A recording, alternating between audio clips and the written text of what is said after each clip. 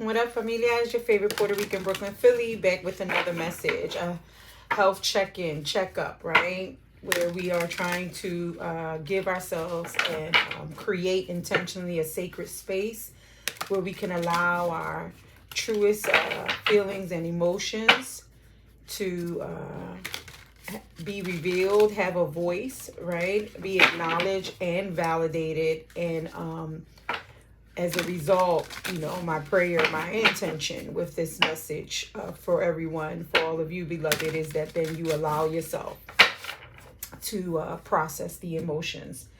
I just want to thank Spirit, my ancestors and my guides for their protection, their love and light. And without further ado, we're going to pull from, thank you, ancestors. They confirmed that they're here.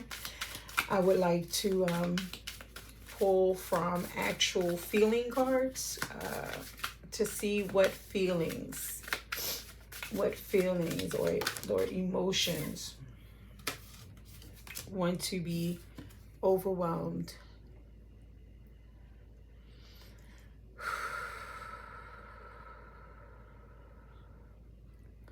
Holding this card, I feel it. I feel the tension of my hand currently.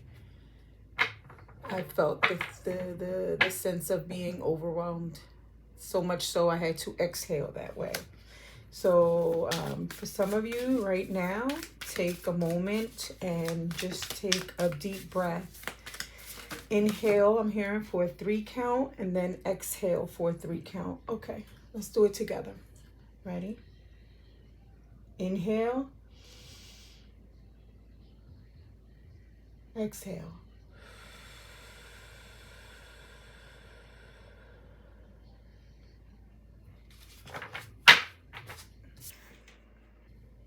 Loved is the second emotion that wants to be addressed. Oh, and that one came out pretty. And confident.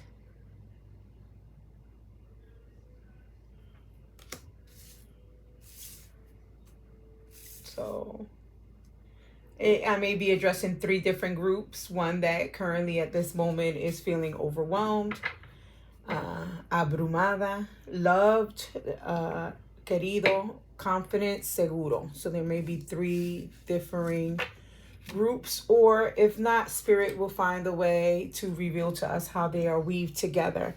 And or I just heard from Spirit, right? It may be all of the above that I just said, that at some point this can be all 3 different piles or 3 different groups, and simultaneously weave together as well. At the bottom of the deck, ashamed, avergonzado,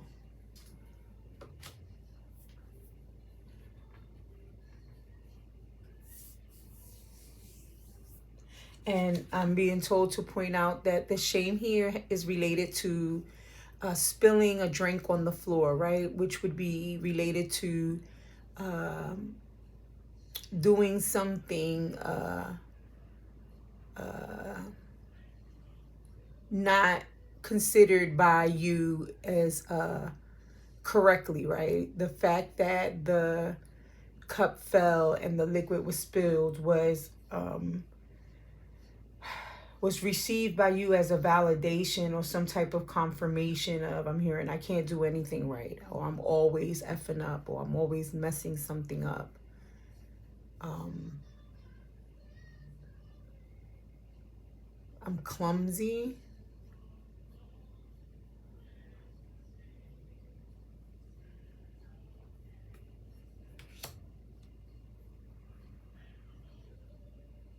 Right away, if those are emotions, again, Spirit said, don't do that. We're here to feel and to address what we feel. The empath in me, and then even the one triggered within me, wanted to bypass. I just heard toxic positivity, wanted to hurry up and not in a intentionally malicious way, but it's uncomfortable, right? There is a sense of uncomfortability in those statements that I just made. If someone is feeling that way, I felt that way. And yes, I wanted to quickly give reassurance, comfort, love. I wanted this person to hurry up and feel confident and loved. Now I'm hearing it. Oh, see? Being in this energy, whether oneself feels it or is viewing another feeling this type of energy, can be overwhelming for you. And your initial response is to love, and I'm even hearing love bomb at times, and to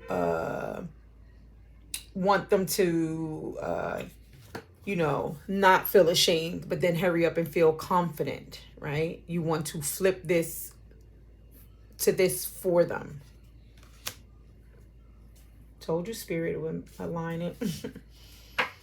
So that's interesting. So, well, no, I don't know. I do know. Okay.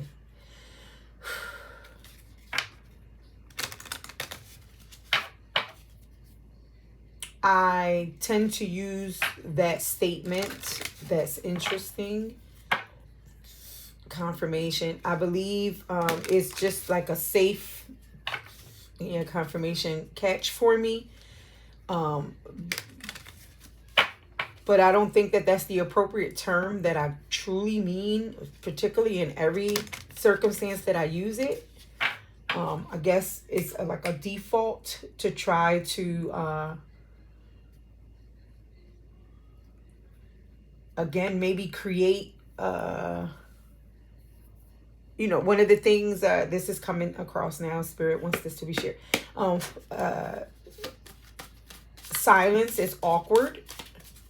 So that's like a buffer phrase I'm hearing. There's sometimes certain cliches, buffer phrases, words that maybe don't necessarily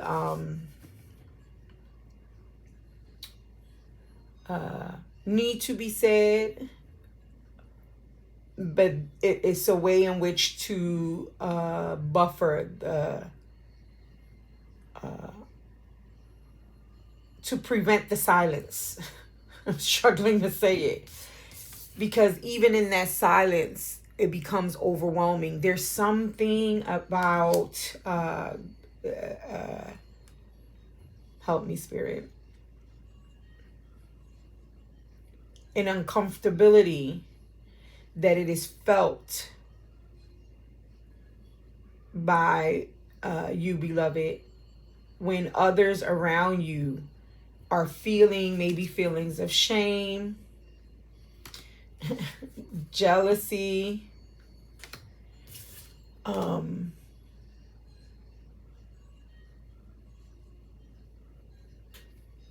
they're saying they'll stick to the shame, feeling shamed,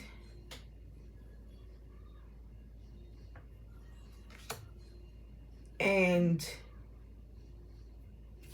this silence, right? Because he's just staring at the cup. He's not bending over to hurry up and pick it up. There's no other people around. The liquid is on it. He's kind of it seems like he's pensitive over it, right? Looking at it. And based on the expression on his face, and even the emojis, right? The emojis around him are like sad face emojis. And the clouds and the rain, can be indicative of depression, right? Which could be led on by self-critical thoughts, right? And when one either enters this state or observes this state from another, in either situation, it becomes overwhelming. If it's you, your nervous system gets out of whack and it becomes overwhelming. And if it's you witnessing it in another, you have a similar response. Your nervous system is out of whack and it becomes overwhelming. And in this picture now, I'm seeing this young lady as hugging herself, right? Self-soothing, tapping, I'm hearing. Her eyes are closed, and then you have heart face emojis. The thought process in that mindset now with those eyes closed right there, right? She's thinking is not toxic positivity, but thoughts of self-love, affirmations,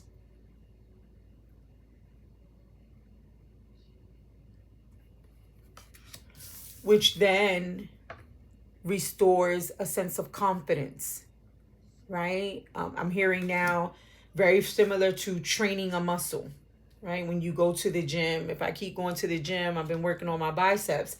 After some time, I should see some definition, right? It's going to take time to practice this self-love and self-care, right? And possibly look for different ways in which to do it, right? This is one way, right? There is something, there is research about touch, right? And for me, I've done it when I've become overwhelmed with situations to the point where I feel like the anxiety is getting out of control. I'll rub my hands, or I'll tap my finger, or I'll rub my my thigh. I'll plant my feet on the ground and say, and tell myself, I'm okay, I am here, I'm in a safe space. Because in these moments, I'm hearing you go back down memory lane. I seen a photograph. Right? You revisit some past scenarios of events and play them out in your mind of other instances where you may have felt that shame. Right? And I'm hearing Brene Brown, right? If you don't know her, I don't know her either. I don't know why I said it like that. But if you don't know of her, right? She has particularly been the work that I know that I am most familiar with has been centered around shame. Her definition for shame, which I hope I don't truly fumble it right now, but I think it's very simple, where she said shame tends to be when I do something wrong, right? When I make a mistake, like dropping this glass, right? And the liquid spillage. What I'm thinking at that moment, if I feel ashamed, is I'm flawed. It's something inherently is wrong with me, right? Kind of like those thoughts that I channeled originally, right? I'm always messing, so on and so forth. Whereas the reality or the truth is, no, I dropped the glass. That was an act that occurred that is separate from my self-worth, that has nothing to do with the essence of me, right? But when I feel shame, I have a difficulty with distinguishing I did something wrong with I am wrong, right? And there's a difference between the two. And she goes on to speak about courage and vulnerability and ways in which to address this shame, right? And bring it to the light, right? Hence these messages, these check-ins. This is why it's so vital. And I believe I was led to do them because I and heard distinctly from Spirit that this has to be an intentional process, a ritual of sorts, that if not daily, at minimum, I'm not going to put a time frame, but it has to be done, right? And what would be so wrong with, daily, if during, throughout the day, or maybe before we go to bed at night, we stop and do a self check-in, right? Interestingly enough, I'm thinking about the 5 prayers in Islam, although read that there's some debate about that, and how originally they may have been 3, but then to switch them up. But anyway, I'm not here to, debate that. And I think but what I found very profound about the Islamic Salat prayers, they did become these, for me, I can only speak for myself, these check-ins with spirit throughout the day, right? Not to say that no other religions don't suggest that, but it was the intentionality about, the requirement and or suggestion of the 5 salats throughout, right? The different points of the day. So like sunrise, noon, midday. Well, midday would be like noon, approaching, like, let's say dinner time, then Maghrib, then, right before bed. There is this intentionality about, at those 5 different points, me remembering to connect with divinity, so that's so beautiful to me. That is one of the most beautiful things. Although, I must admit that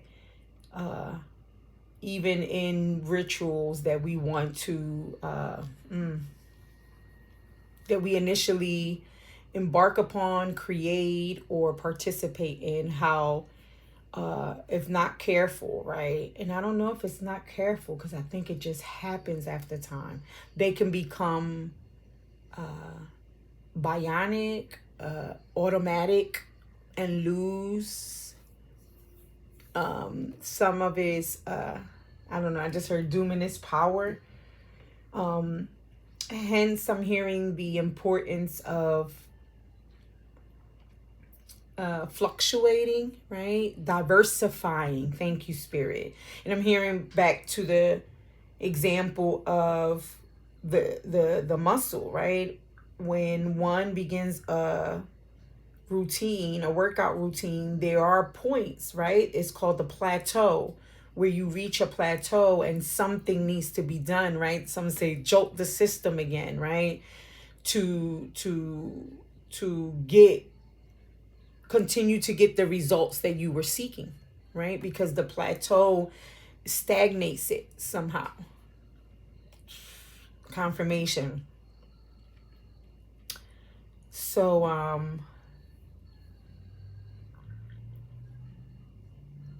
I believe then that would mean, what different ways can we I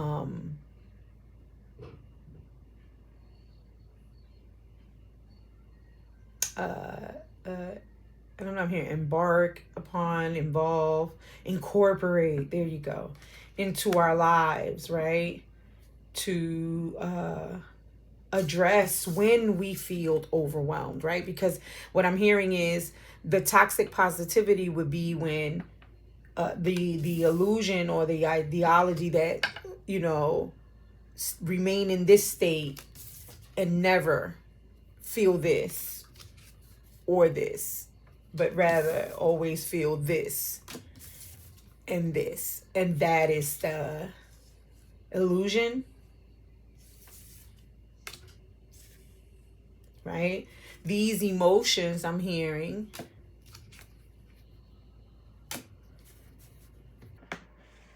so jealous, ashamed, overwhelmed, in and of themselves, right, are, I'm hearing, normal, not to repress necessarily. Hence the point of these videos. feel them through. You know, there you go, Spirit. Thank you. What I'm hearing Spirit say is they become opportunities, right? They become the catalysts, right? I just chuckled because I just did a video where you know, I was speaking of like relationships, right? And particularly possibly romantic relationships that didn't work out the way that we wanted them to. And that more than likely caused a lot of turmoil and pain and brought up a lot of triggers. And the message I was given for that was he or she, right, is just the catalyst for you to wake the fuck up and reclaim your sacred power. And I'm hearing very similar to this, not as harsh, right? Or as not harsh, blunt as that. Because for that message, that's what that was needed. But for this, right, these emotions, right? Emotions make me cry sometimes. And we fall in love. Right? Oh wow, that song came through. But now I'm hearing they're very much indicator lights, very similar to maybe in your car, right? For an example.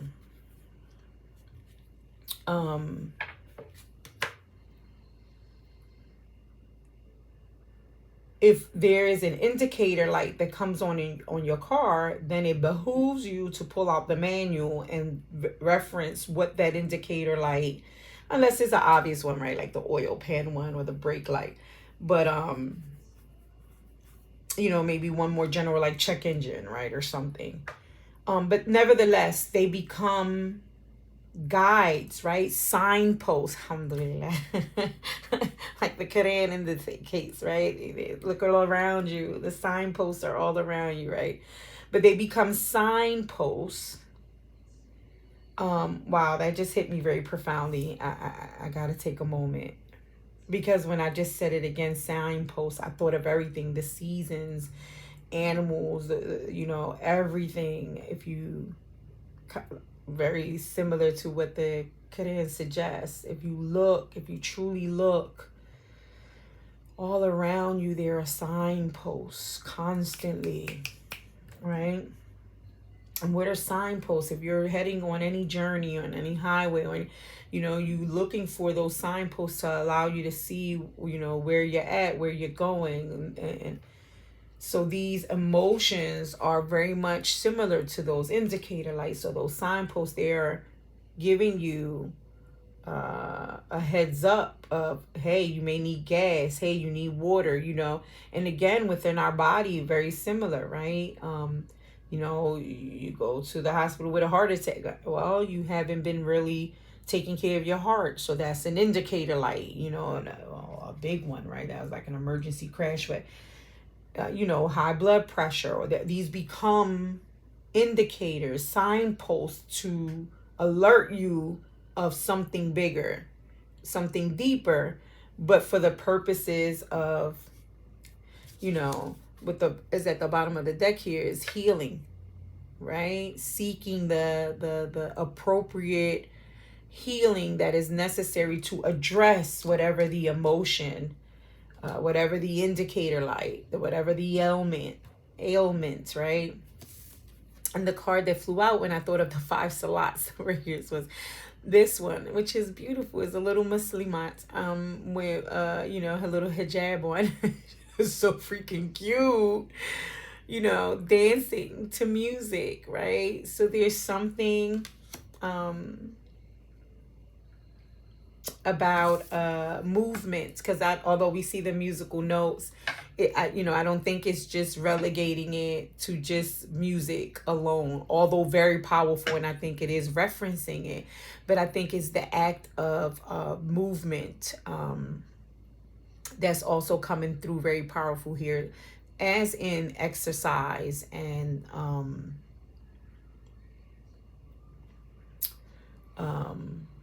intentionally checking in with ourselves with rituals, you know.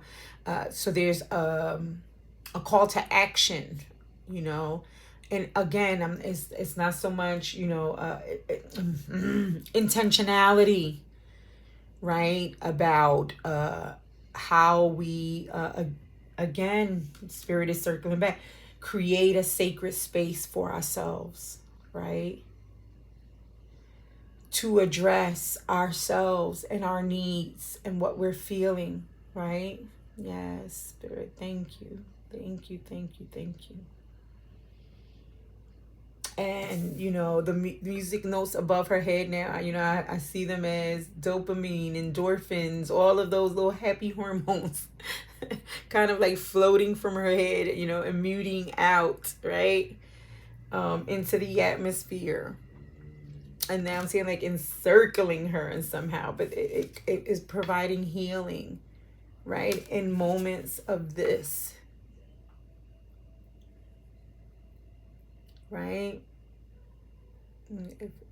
When I'm hearing fear, calamity sets in or feels like it's setting in, because that's the other point of checking in and touching base, right? As I mentioned to you, when I feel that, I tap, and then I tell myself I am safe. And then I tell myself why I'm safe. I found myself saying, look, we're here. We're in our living room, in our home, and I'm talking to the little girl in me at the time. I'm telling her, we're not, in Brooklyn, New York, homeless, worried about where we're going to sleep tonight or how we're going to eat or if we're going to be, mistreated. We're not there, mamas. Look. And I tell her, look, we're home. Look what we've done. We've created our own home, and we can afford it. And there's food in the refrigerator. Wow. I just said wow, and I'm getting very emotional right now about it, because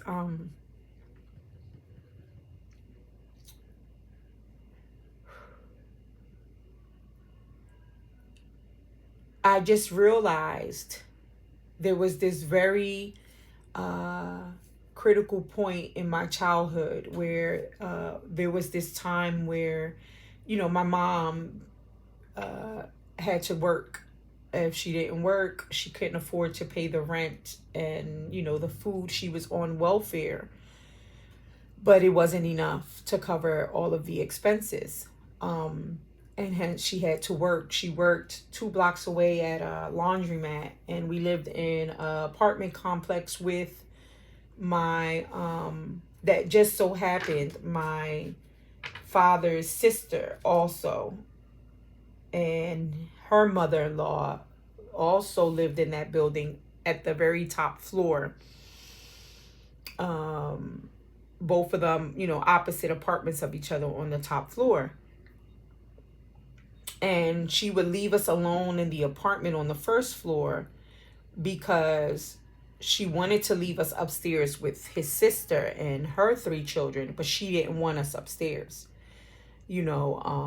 So they agreed, that we would stay downstairs in the apartment, but it was understood that if an emergency was to occur, I can run upstairs and say something, and that she would, periodically check in on us, which I never recalled. But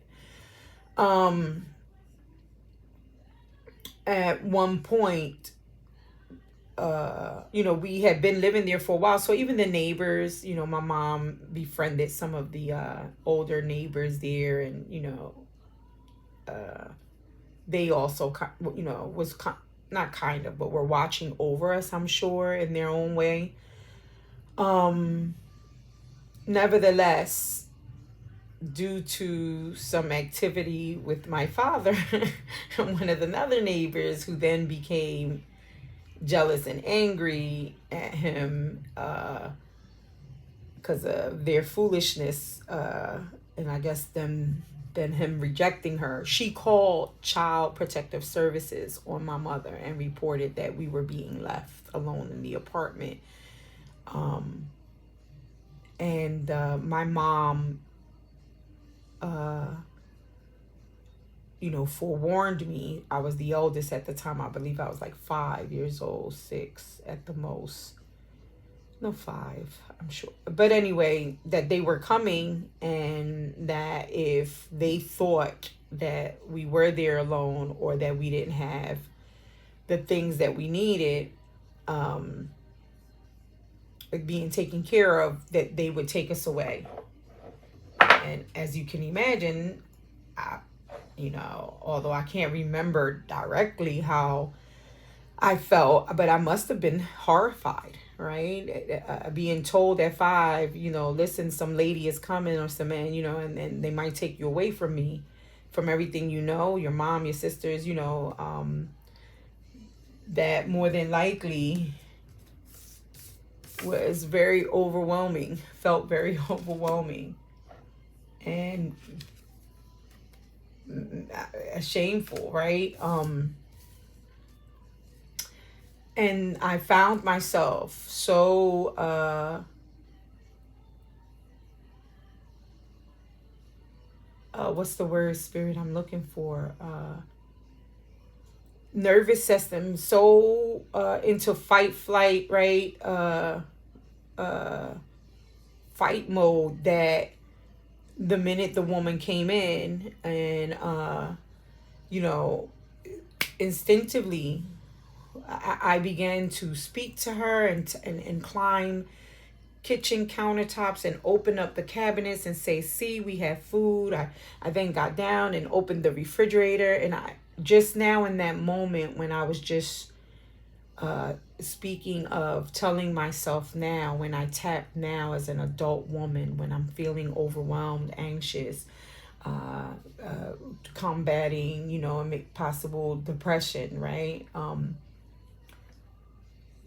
I'm talking to that little girl, saying, see, we do have food. We are in a safe place. We're not in fear of being like evicted, or it just rushed back at that moment in time for me, very much to signify. And that has now become a signpost for me, where I can directly correlate. And maybe that's what Spirit wanted to happen live here, so that you can do the same. Confirmation, yes. Because there is significance, all of these things, this conditioning, these beliefs, they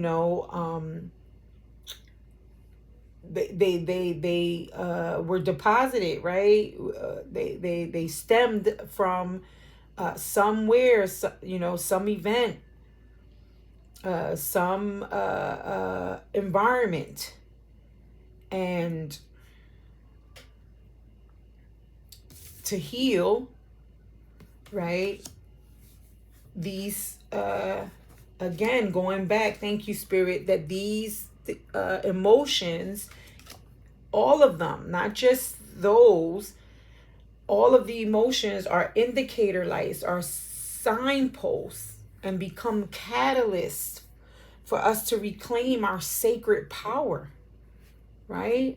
Ourselves, right? We are, this divinity incarnate, I'm hearing, right? We are our greatest masterpieces.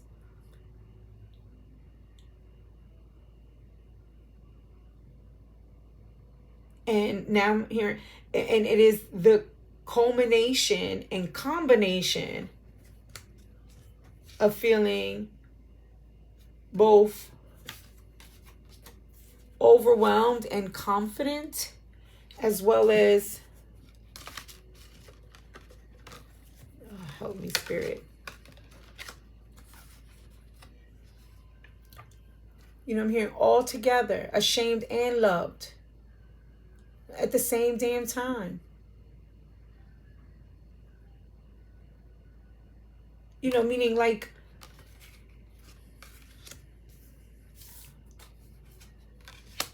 how can I explain it? I believe it's going back to like toxic positivity or spiritual bypassing, where we believe I always have to be in one state or the other, without And I believe what needs to be acknowledged is that there is you know, I'm seeing now that beeping machine, cardiography, whatever, right? That there is this fluctuation, right? In all of us.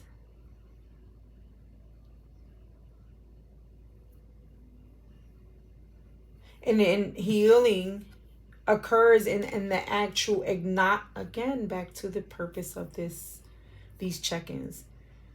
You know, Spirit gave it to me. It was to acknowledge, right? Identify and acknowledge, right? Because many of us feel not seen, not heard, misunderstood, dismissed.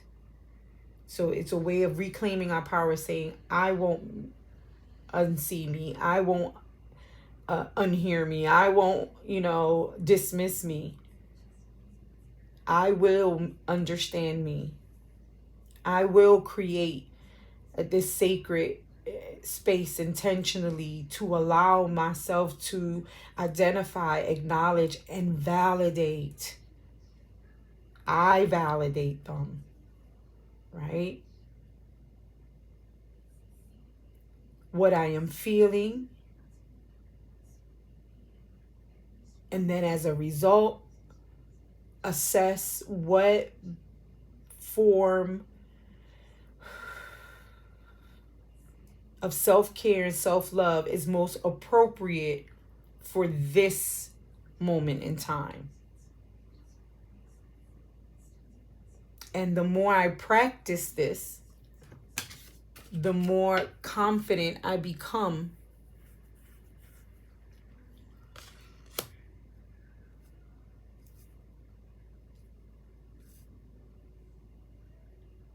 in myself. First and foremost, I'm hearing, but then also in sharing that with others.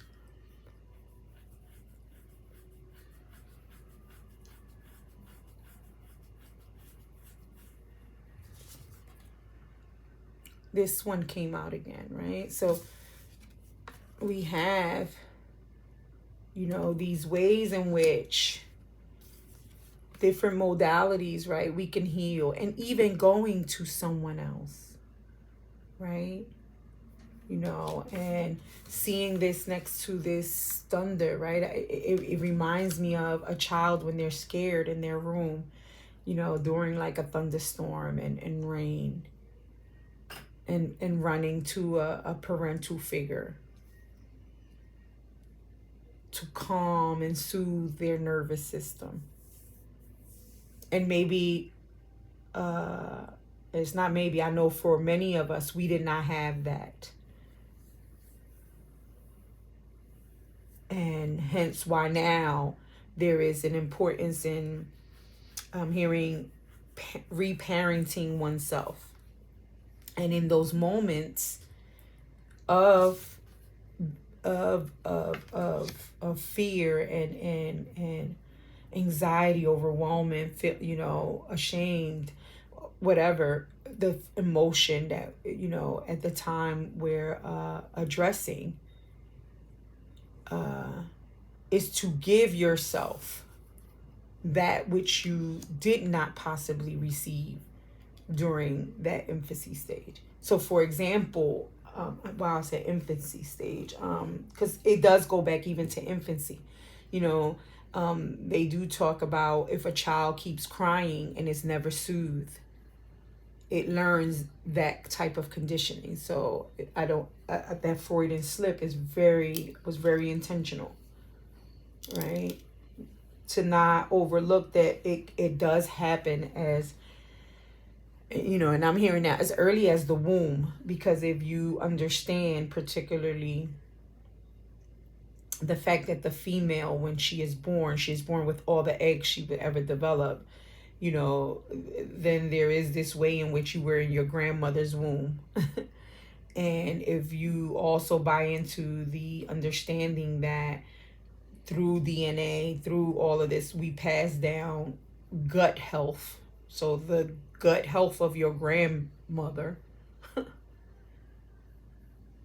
gets passed down to your mother and then to yourself, so, and the importance of gut health now, right? What we're finding out about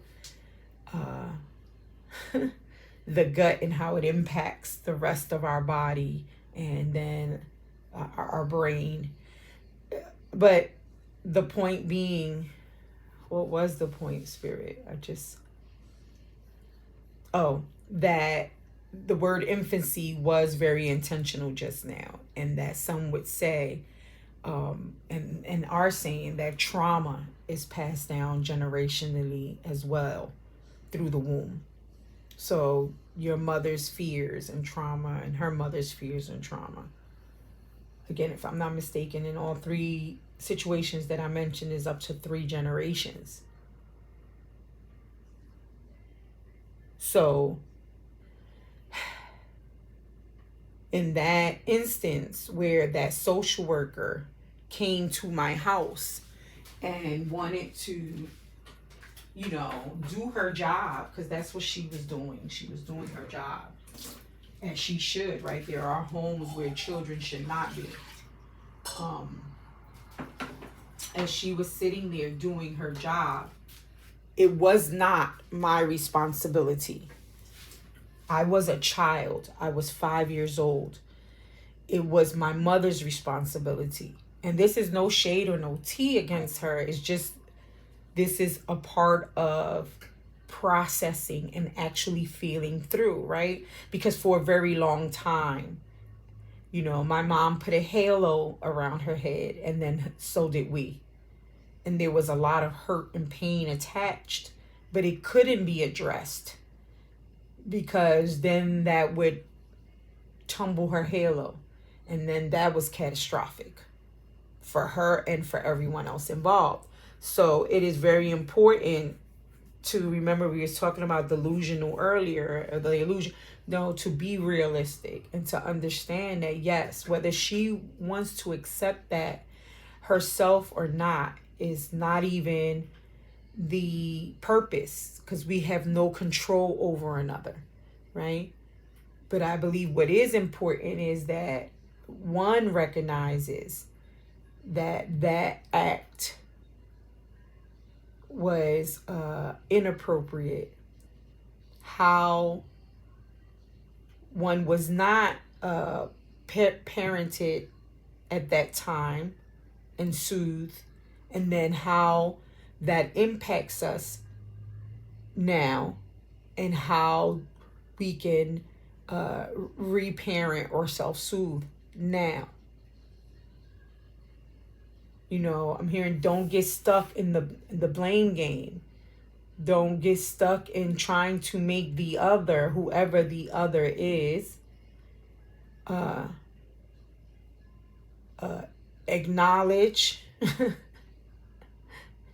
validate, process those emotions, or why you felt them, based on whatever experience you encountered with them. You cannot make anyone do this process. It must be, just like it has to be an intentional decision for yourself to, and again, it's not this process, this is just what I was given to Spirit, for myself, and whoever is listening, hopefully resonates and it helps them. But whatever the process is, but this acknowledgement and this validation and this feeling through and processing is very individual. That's when that's the point. And just like no one can force me to do it, I can't force anyone else. And the point is not to force another, right? I think sometimes we get stuck, well, if I just get that closure, if I just get that apology, or if I just get that other person to acknowledge how this hurt me. And I won't say that it doesn't help, I don't know if I could explain to you exactly how it helps at this time, to be quite honest. Therefore, I can't confirm or negate. But I know I was under the belief, right, that that's what was needed. You know, that would be the justice, right? That my offender, comes to me and says, I offended you. You are right. You're not crazy. And I apologize. But the reality is that in many instances, we will never get that. For an array of reasons, right? Maybe the person passed away. Maybe they moved across country. Right? But that the point and the importance is that we do it for ourselves. And then the minute we do it for ourselves, and as a result of doing it within for ourselves, it builds such a confidence that then can't be taken away. Right? Because I am also under the understanding that when we look to accolades and validations outside of ourselves, those very people who have done that, who have given it to us, can take it away. I'm thinking of Bill Cosby right now. I don't know if that's a good example, and I don't know why he came to mind, but I'm just being honest.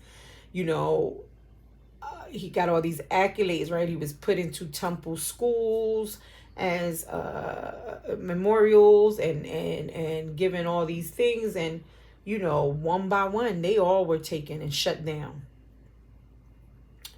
I'm not here to debate whether they should have been or they should not have been. That's not the point. The point is, I think, is an example of things like that can be given, right? That at the moment seem like, ooh, I won this Nobel Peace Prize, or I won this whatever. That committee, can come right back and maybe take it away from you. But there is a difference when it's within you that can't be taken from you. I think that's the extreme that was trying to be conveyed here at this time. So that's how I believe that's how some are feeling, or so it is, to help you to realize that, one, I believe the silence, right? We talked about an awkward silence and not knowing how to handle that. And something like an awkward silence can become overwhelming.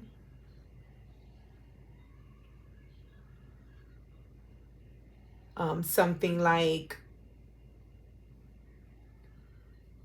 committing a mistake, right? Like dropping a glass of juice or something can lead us back into a string of like negative thoughts that can get out of control and become overwhelming. And the importance of learning different modalities and incorporating on how, when I do feel these things, because I will, how to address them, right? Give them grace, give them compassion. Yourself, right? Yes, yourself.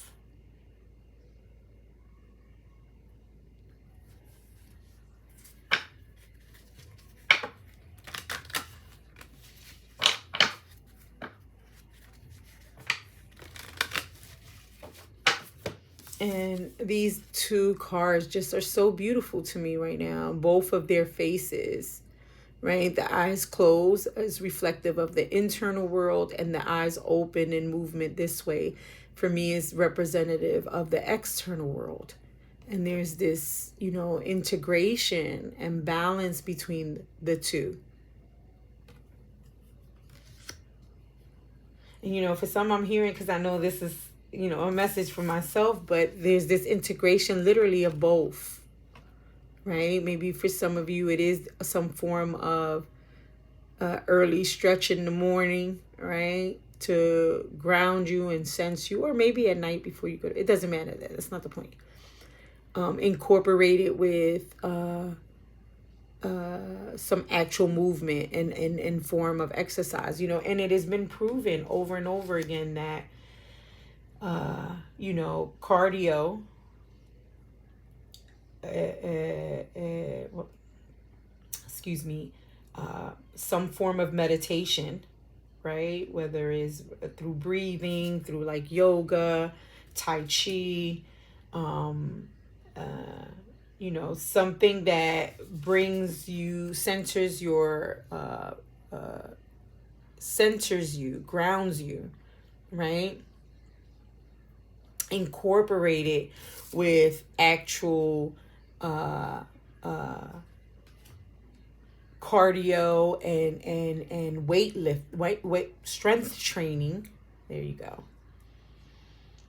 This combination, I'm hearing it's an elixir for the mind, body, and soul.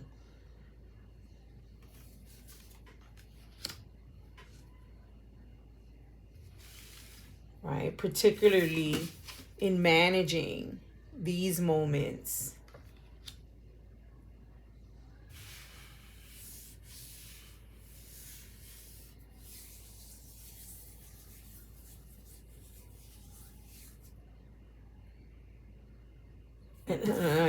You'll notice the difference in during your checkups, right?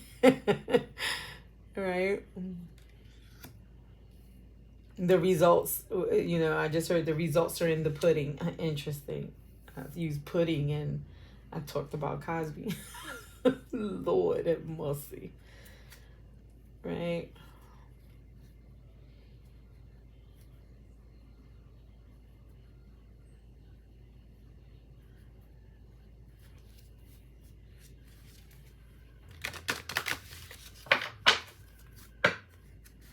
And again, it's a combination, right? It would not behoove us to, work on one aspect of our lives and neglect another, right? The mental, the emotional, and the physical, and the spiritual are all significant and important, right? It doesn't make sense, and it would not function correctly, any system that negates, rejects, represses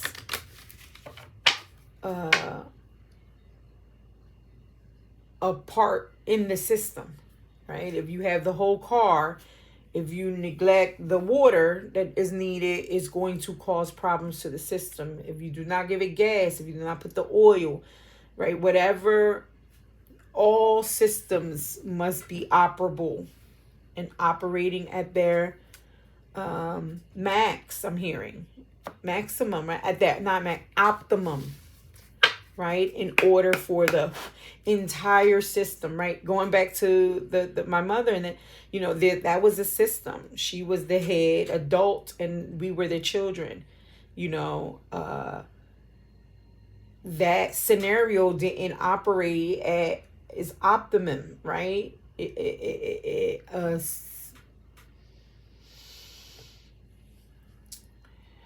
Smaller part of the system stepped in to play the role of the bigger operating system. I don't know. I think you get the message. I mean,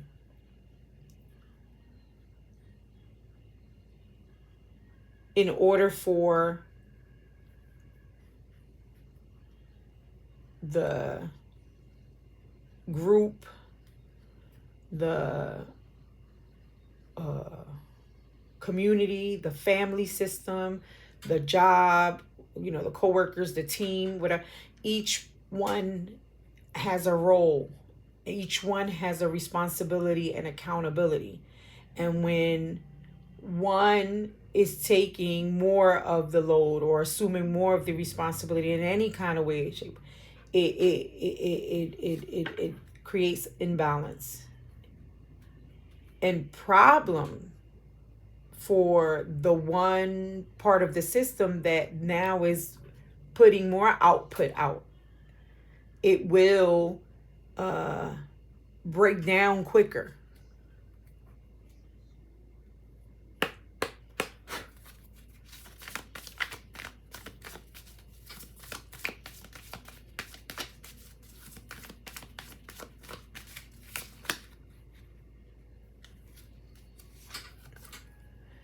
Orphaned.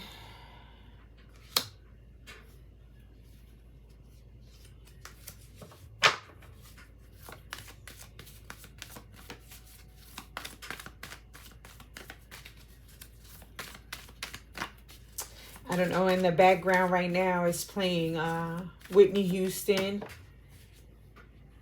Her song, I Love the Lord, He Heard My Cry.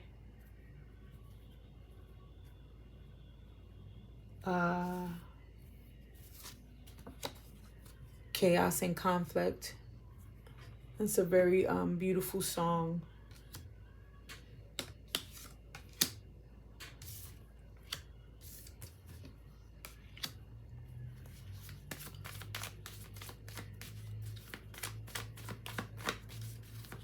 Right, she's speaking. Well, first of all, Ashe, Sister Whitney.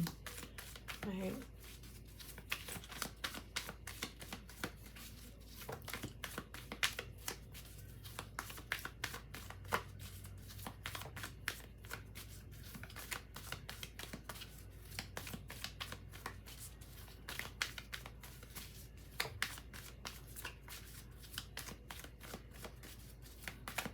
You know, I want to be very mindful, very respectful, right, of how I speak about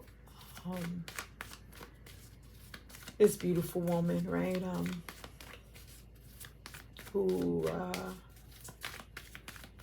you know, impacted my life with her music and left a legacy, definitely. And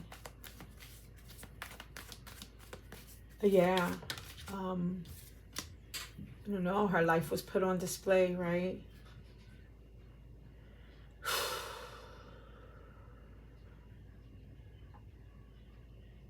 And the tragedy, you know, I mean, you know, for her and her child. My condolences to their family, and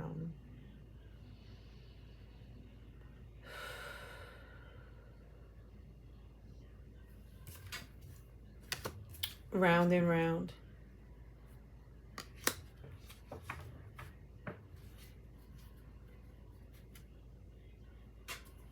Truth to be told. So yeah, I'm hearing very clearly, right?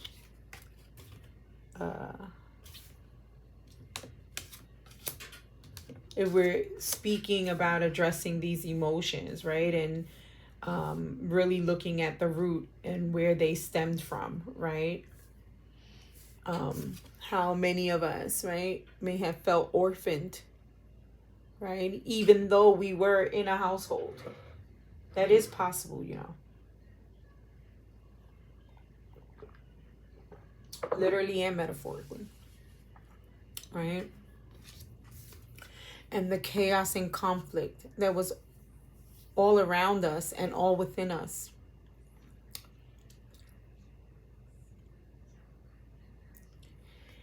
And how for years it kept us in cycles of going round and round, right?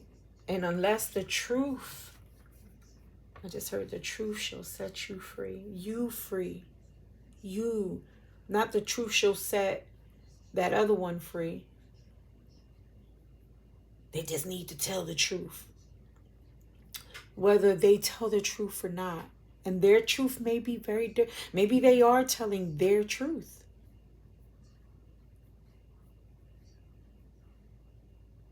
Your truth is to be told, right? And it requires unmasking, right? This owl is carrying this mask.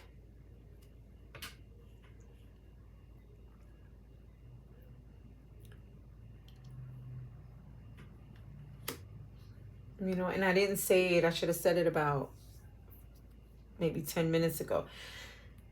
This is now starting a second portion of this reading, right? That first one would have been enough for many. And again, that is not, now I'm hearing that as, that is important to separate, right? Because some of us can't eat everything wholly at once, right? Some of us have to digest some of this information, you know, like a good birthday cake, right? You bake it, or it was baked for you. And although we may want to eat the whole cake in one sitting, it wouldn't necessarily be the healthiest thing for us for a lot of different reasons. And because ultimately, I don't believe we will be able to enjoy it the way we really want to, right? So the readings can be taken in pieces. That first section, you know, is enough to soothe the soul for today, right? That's the chicken soup for today. And for those who would like to go further, this would be, right, the continuation. And I think I need to mention that early on in the video, and also timestamp for those who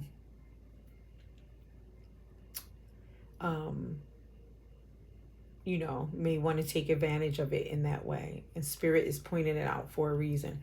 Okay. And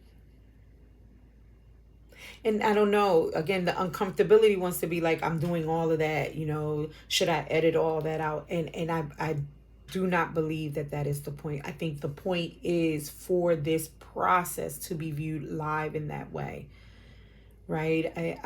I would get frustrated that I didn't know how to edit videos, and how to take out certain things that would, in my mind and my ego, feel like they're uncomfortable, or they make me sound foolish, or people don't really want to hear all that, or but there is something very intentional about Spirit making sure that I'm not able to edit it out, that it is coming across that way, that it is shown that, you know, even someone making a video like this is not so clean and pretty, and you know,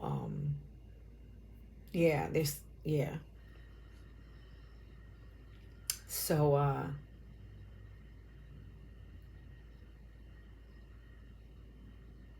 and even with the round and round, I'm hearing the cycles, although painstakingly, you know, for me, I'm hearing I don't care to necessarily want to continue to go in these cycles, but the importance of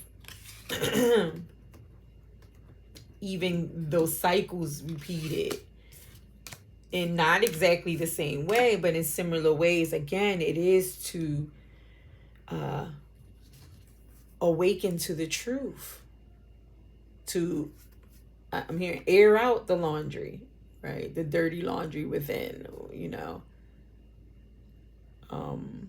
kind of like, not kind of like, now I see why, you know, Spirit had me speak of my mother, and even say that, you know, there was this halo that was placed around her at some point. I mean, eventually we did wind up in foster care, interestingly enough. And the halo came on her when she, I think we placed it on her, and she placed it on herself when we were reunited with her, because she did do complete the steps to reunite us again as a family.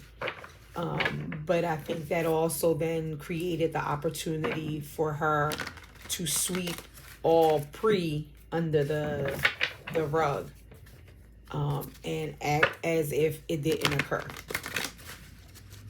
And yes, there is something about letting go of the past, but how can we genuinely let it go if it was not resolved? There is this, again, I'm hearing it clear as day from Spirit, acknowledge,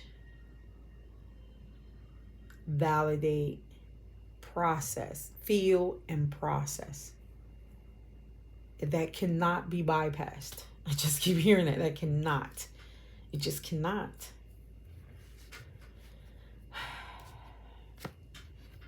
And when we attempt to bypass, when we attempt to do, even in these communities, YouTube land communities with tarot and or healing and Reiki and, you know, meditation and all that, it can become kind of, like I said, the ritual can lose its power and become just automatic, robotic thing.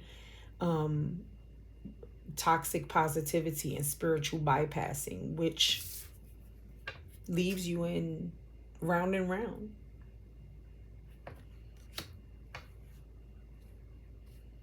Because I have to address why I feel or have felt orphaned deep down inside, and how me feeling this lack mentality, whether it's in my finances, in my romantic life, in whatever aspects of my life, how it is impacting my relationships today, my decisions today as a grown adult.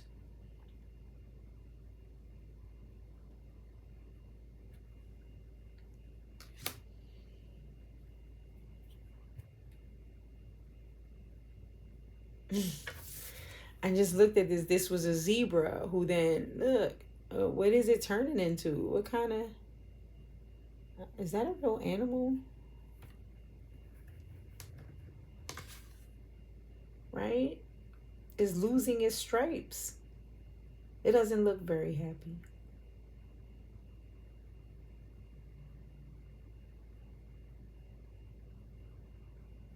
I don't know. I mean, things aren't just as black and white as we want them. As a matter of fact, right? They're more nuanced. There's more to it, you know. And maybe the black and white is a mask in and of itself.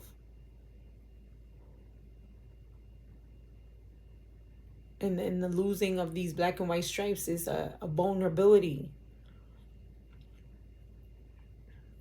that needs to be exposed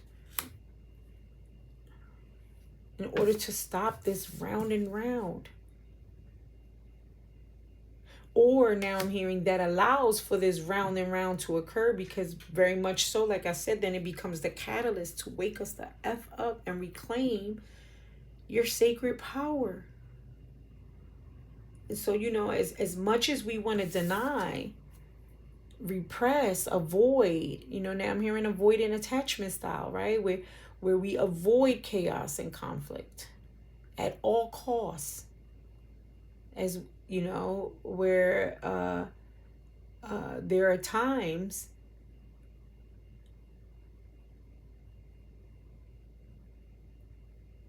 that we can look at this chaos and conflict as opportunities to be vulnerable and address what is really going on. I just heard my father, may he rest in peace. What's going on, Molly? Yeah.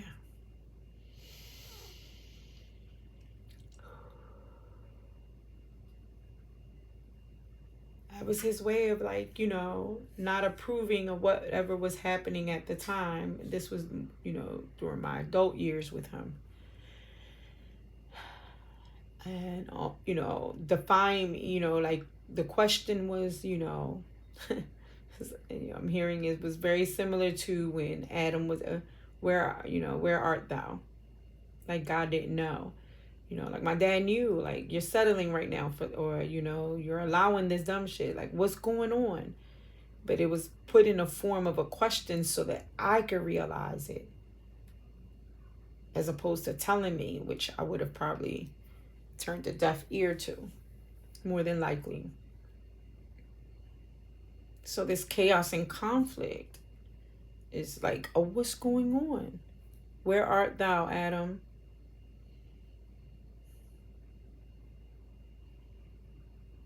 The question is not for the asker, it's for the recipient of the question. You ask yourself that. Where am I?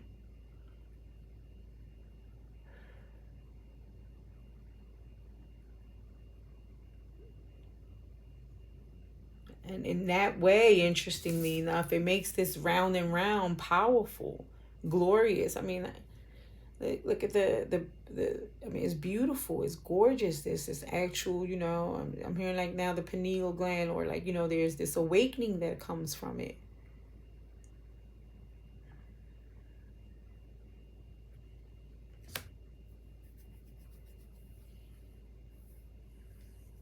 That's beautiful. Okay, beloved, once again, as always, I just want to thank Spirit, our guides, our ancestors for this message. And but my prayer and hope would be that this resonated with you and assisted your